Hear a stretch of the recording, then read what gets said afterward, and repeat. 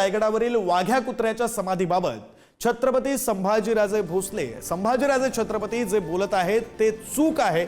शिवप्रतिष्ठान हिंदुस्थानचे संस्थापक संभाजी भिडे यांनी ही भूमिका घेतली। वाघ्याची जी कथा सांगितली जाते ते सत्य आहे अशी भूमिका आता संभाजी भिडेंनी घेतली।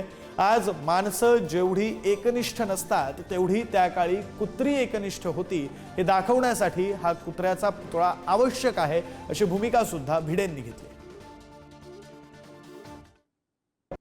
वाचले परंतु जी कथा सत्य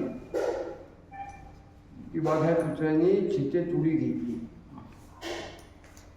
त्याचं स्मारक म्हणून ते केले।